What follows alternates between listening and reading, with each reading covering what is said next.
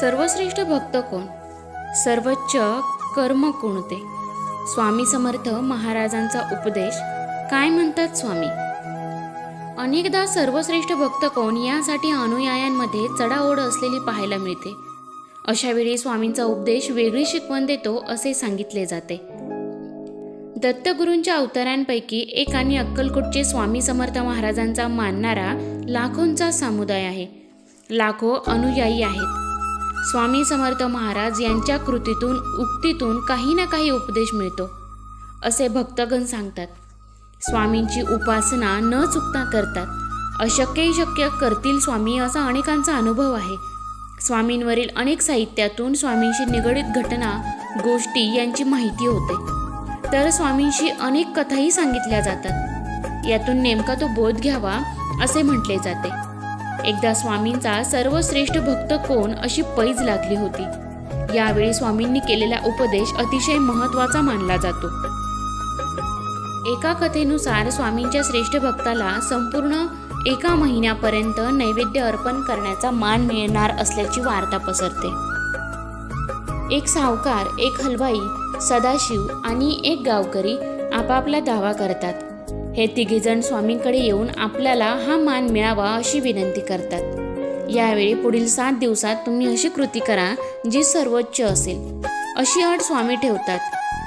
सावकार स्वामींची मूर्ती घडवण्याची असे ठरवतात. हलवाई उत्तम मिठाई तयार करण्यासाठी कामाला लागतात. एके दिवशी सावकार आणि हलवाई रस्त्यात भेटतात. एकमेकांची निंदा करतात. आपलीच कृती सर्वोच्च ठरेल असा दावाही करतात. तेवढ्यात गावकरी एका घरात जाताना त्या दोघांना दिसतो. गावकरी त्या घरातून बाहेर पडल्यावर आमचा मित्र इथे येऊन काय करत होता असा प्रश्न ते दोघे घरातील एका व्यक्तीला विचारतात. यावर आमच्यासोबत बसतात, गप्पा गोष्टी होतात, चहा पाणी घेऊन ते निघून जातात. बाकी काही नाही असे उत्तर मिळते. ते दोघे पण आनंदूत जातात. मुदत संपल्यावर स्वामी तिघांकडे जातात. स्वामी प्रथम सावकाराकडे जाऊन त्यांनी घडवलेली मूर्ती पाहतात. मग हलवाईकडे जाऊन मिठाईची चव पाहतात. मग गावकऱ्याकडे जातात आणि विचारतात, तू काय केलंस? यावर स्वामी, मी काय विशेष करणार? मी फक्त तुमच्याबद्दल, तुमच्या लीलांबद्दल आणि तुमच्या सामर्थ्याबाबत लोकांना माहिती दिली. तुम्ही जो उपदेश करता त्याबाबत लोकांना समजावून सांगितले. नामस्मरणाचे महत्त्व पटवून दिले. चांगला मार्ग दाखवण्याचा प्रयत्न केला. तुमची शिकवण समाजातील सर्व घटकांपर्यंत पोहोचण्यासाठी काही प्रयत्न केले असे गावकरी उत्तरतो. यानंतर स्वामी गावकऱ्याला नैवेद्य अर्पण करायचा मान देत आहोत असे जाहीर करतात. स्वामी गावकऱ्याला शाबासकीही देतात. सावकार आणि हलवाई यांना आश्चर्य वाटते. स्वामी त्यांना म्हणतात की अरे, संत महंतांना देव का पाठवतो? अज्ञानी लोकांना सद्मार्गाचा रस्ता दाखवायला, त्यांना मार्गदर्शन करायला, प्रपंच करताना ईश्वराचे विस्मरण होऊ नये ही आठवण करून द्यायला. या गावकऱ्याने या कामात शक्य तसा हातभार लावला. अज्ञानी लोकांना सद्मार्ग दाखवण्याचा प्रयत्न केला.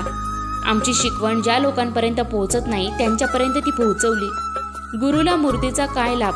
संत मिष्ठांना ग्रहण करतात ते भक्तांच्या समाधानासाठी. आम्हाला जे अपेक्षित होते ते या गावकऱ्याने केले, म्हणून त्यांची कृती सर्वश्रेष्ठ ठरली. तसेच मित्रांनो, संकटावर संकटे भाविकाला स्वप्नात स्वामी समर्थांचे दर्शन झाले. तुम्हालाही आलाय का असा अनुभव? एका आशेचा किरण आणि स्वामींवरील विश्वास संकटातून बाहेर पडण्यासाठी सहाय्यभूत होते असा काहींचा अनुभव असल्याचे सांगितले जाते. अक्कलकोटचे श्री स्वामी समर्थ हे लक्षावधी आर्त, जिज्ञासू आणि मुमुक्षांचे आश्रयस्थान आहे. श्री स्वामी समर्थांचा अवतार ही भगवंताची सर्वात मोठी लीला आहे अशी मान्यता आहे. स्वामी समर्थांना समाधीस्थ होऊन शेकडो अधिक वर्ष उलटून गेली असली तरी त्यांचा महिमा दिवसेंदिवस वाढतच आहे. या सगुण ब्रह्माची उपासना अतीव श्रद्धेने, प्रेमाने आणि भक्तीने महाराष्ट्रातील घराघरातून नित्य सुरू आहे. स्वामी समर्थांच्या कृपेचे अनंत चमत्कार हजारो भक्त नित्यशः अनुभवित आहेत. स्वामींना मानणारा वर्ग मोठा आहे. स्वामींच्या अनेक कथा सांगितल्या जातात. अनेक कथा या भाविकांनी घेतलेल्या अनुभवांतून समोर आलेल्या आहेत. अशाच एक कथा घडल्याचे सांगितले जाते. एक भक्त नित्य नेमाने स्वामींची सेवा करत असतो. एकदा त्यावर मोठे संकट येते. त्या संकटातून बाहेर पडण्यासाठी स्वामींचा धावा करतो. मात्र संकट अधिक गहिरे होते. त्रास वाढतो. बाहेर कसे पडावे हेच कळत नाही. अशातच काही दिवसांनी हळूहळू तो भाविक संकटमुक्त होतो. परंतु स्वामींनी मदत केली नाही अशी धारणा तो करून घेतो. त्यामुळे स्वामी सेवेकडे त्याचे दुर्लक्ष होते. मात्र काही दिवसांनी त्याला एक प्रश्न पडतो. संकटा काळात तुझ्यासोबत होतो याची ती साक्ष आहे. भाविकाला स्वप्नात दिसते की स्वामी आणि तो एका भल्या मोठ्या वाळवंटातून जात आहेत. कितीतरी वेळा झाला दोघेही चालत आहेत. नेमका बाहेर पडण्याचा मार्ग अद्यापही दृष्टीपथात येत नाही. उन्हाची तीव्रता वाढत चाललेली आहे.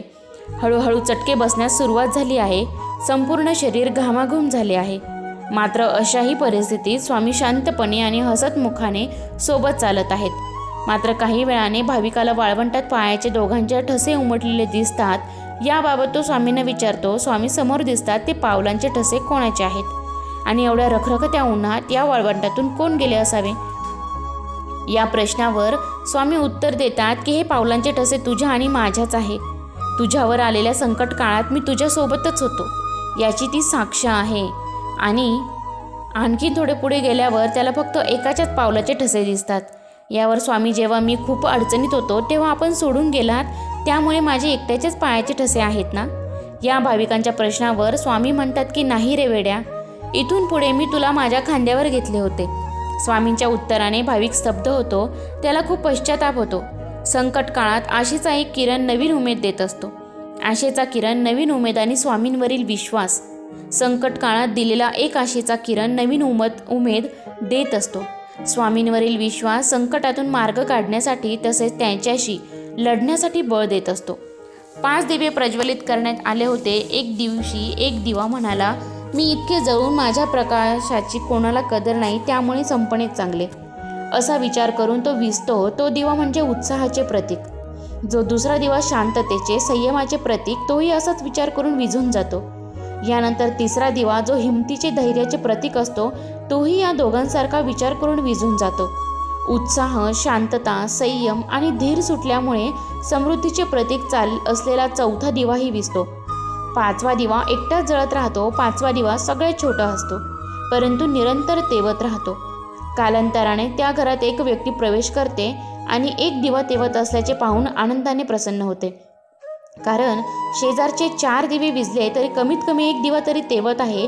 त्या व्यक्तीचे एका दिव्याने इतर 4ही दिवे पुन्हा प्रज्वलित केले. तो 5वा दिवा म्हणजे आशेचा किरण आणि नवी उमेद. श्री स्वामी समर्थ. तर मित्रांनो, कसा वाटला व्हिडिओ कमेंट करून नक्की कळवा. आणि स्वामींचा उपदेश कसे असतात तेही मला कमेंटमध्ये नक्की सांगा. आणि जर तुम्हीही स्वामी सेवा करत असाल तर कमेंटमध्ये श्री स्वामी समर्थ लिहायला विसरू नका. धन्यवाद.